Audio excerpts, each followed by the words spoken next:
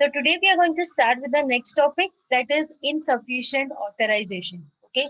So now we are under the category of cloud security threats which usually can occur, and out of this is the one of the category that is insufficient authorization. So basically, insufficient authorization simply refers that the attacker who is there has not have a sufficient authorization. Obviously, he is from outside, so he won't have sufficient authorization. Okay, he will be just allowed to see. Okay, so one who is insider, who is taking care of that system, definitely he will have an access to it. He will have a direct gain over the IT resources. But one who is outside, who is not the trusted one, who is outsider, will definitely will not have insufficient authorization. Okay, so this type of the access is usually, uh, taken place when some attacker who is outside is trying to have an access to the piece of IT resources which has been either protected or which has been either secured. So you can see over your screen there is a diagram. You have your cloud consumer B, you have a cloud consumer A. The one who is A is an attacker. Okay, so you can see whenever he's trying to send the message, he is not able to do the same because he is not allowed, because this is something which is protected. The main source which is there is being protected, it is being locked, so he doesn't have sufficient rights or sufficient authorization to unlock it and to have an access to it. Okay, however, if I talk about the cloud consumer B, he has some rights because he must be having his credentials, he must be having some ID and password through which he is logging it, and through that he has an access to it. But if I talk about an outside attacker who doesn't have authorization, who is just trying to have an access to piece of code, trying to check some permutation and combination of ID and password to get an access to it, is an attacker. Okay, so insufficient authorization we can sum up where there is an attacker who is not having an access to IT resources which has been protected by the administrator, you can say protected by some mechanisms, and he's trying to have an access to it. So that is insufficient authorization. So as we all know, virtualization simply refers whenever you have your VMwares or virtual machines through which you are getting the services that use your virtualization. So mostly when we talk about cloud computing, we are providing our cloud consumers with the services with the help of virtualization, because that is something where we are, creating a virtual version of your hardware, we are creating a virtual version of software, and then we are isolating each other of them, and we are providing the services. Okay, so here virtualization attack simply refers that the attacker is directly going to attack the virtual servers, all the virtual hardwares and the software, and will try to have an access to them. Okay, he will try to manipulate the physical IT resources, he will try to delete the configuration files, he will try to make the changes or alteration to the IT environment, that refers to as virtualization attack. Because in cloud computing, everything is revolving around the VMwares or virtualization, because you are creating a virtual version of your hardware and software, and with that you are providing the services. So if attacker is having an access to direct your VMwares or virtual machines or virtual servers, in that case your entire system will come to an halt. So this is one of the possible reasons, or this is one of the most, you can say, uh, at, attack which will have a big effect on the entire working system. Okay, so that is your virtualization attack. Diagram, we can see the attacker is trying to attack on the bridge where message is passing through server, but message is encrypted and that encrypted data is stored. So he will be accessing the server through that. And in the second diagram, the attacker is again trying to see message is again encrypted and he is not able to access the server this time. Okay, next, Suman.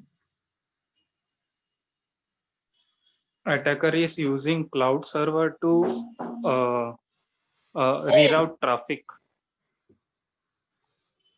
Where you can see cloud server to read out the traffic. First one. Okay, so tell in the diagram 1, in the diagram 2, how we can come to know.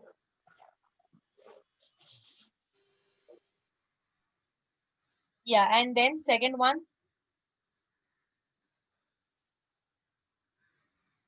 Suman, are you there? Yes. Yeah, explain both the diagrams. You have to explain both the diagram. What is the first and what is the second? In first diagram, attacker is using cloud server to reroute traffic, and in second diagram,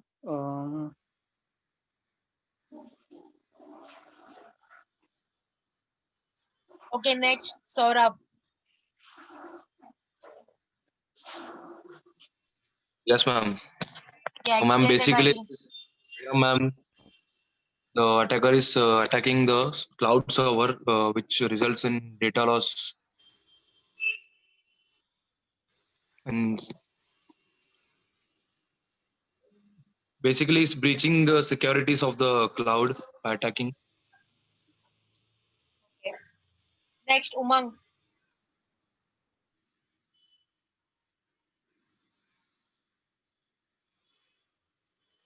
Umang, are you there?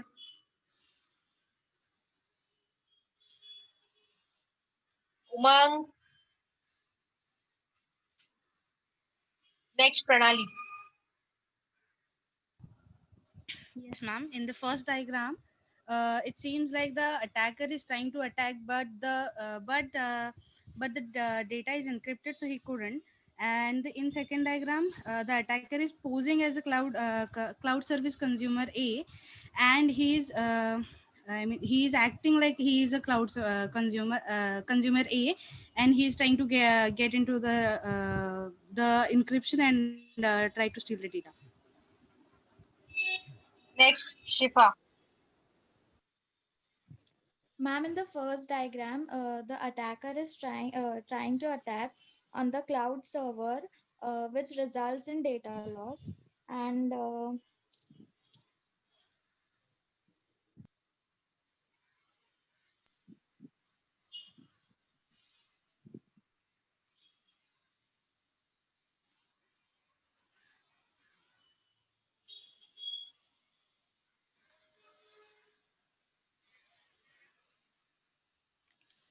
Okay, so everybody here have not explained the concept properly. The very first diagram is the actual scenario that how the consumer who is an legitimate user or who have authorization, how he is having an access to the data. Okay. Second one is the attacker who is replicating that entire scenario and is trying to have an access to it. Okay. So the first one, which is the first diagram which you can see over your screen. Let me mark it first. This first is the actual scenario, okay, that how actually the things takes place, how the legitimate user will have access to that. So the cloud consumer is going to put his details, it's going to be checked, and then he is going to be allowed to do the access. Okay. The second one is the attacker who is trying to replicate, you can say, or he is trying to, you can say in other words, is trying to try to do the same thing, the original one. Only the thing is like here in this type of attack, he doesn't have credentials. Okay, he doesn't have credentials with him, so he's trying to use some permutations and combinations, and then he's trying to have an access. So here you can see there is a one big difference out here. Let me know. Okay, here see once the details are being put, he has a directly access to everything there. You can see here. Okay, but here you can see once he has put the details, this is the mark out there. It means that whatever detail he's putting is not correct. He's trying to have an access to this virtual server. Okay, with the fake details which have it has whatever permutation combination it has, because here he is acting as a cloud service consumer. He is not actually one. He is an attacker. He's trying to use some permutation and combinations of the password, and he's trying to have an access. So every time whenever he's trying to have an access to it, at times he's not allowed because the password or whatever he's entering is not the correct one. Okay, here you can see there is no line such like this. This means what? There is an attacker who's trying to have an access. Here it is directly details which are there is being entered, and it has been allowed to access the piece of the code. Okay, there is a security here. Scenario is exactly same. Only the thing is like here it is being stopped because here he's trying to have an access to this virtual server, but since he doesn't have sufficient right, he doesn't have credentials, so it is taking time for him to attack on this server. He's basically trying to attack this virtual server. That is your virtualization attack. Trying to attack the virtual server because this virtual server has an entire replica of the physical server. Okay, so whatever is stored here is same is going to be reflected here. So if we get an access to this, he is definitely getting directly access to the physical server.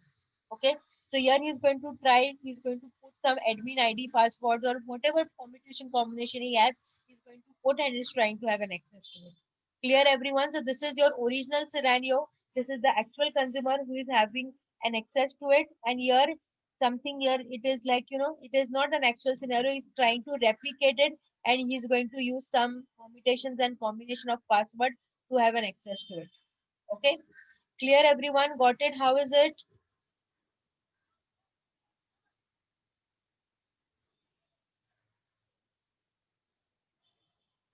So first is your actual working and second is how he's posing himself as a genuine consumer and he is having an access to that piece of code.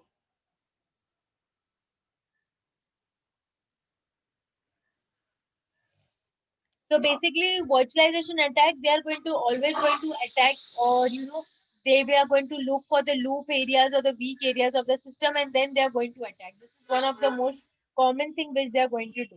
Okay, so they are going to always compromise the confidentiality, they are going to compromise integrity and availability. We have looked this characteristics in the starting of the lecture. So always the whenever you are attacking to the virtual server, you are gaining an access to all the passwords there, all the data which is available there. So it is jeopardized, it is compromising the all the three functionality. Okay, so there is one case study here. Okay, which is being explaining you the concept of cloud security, whatever it has.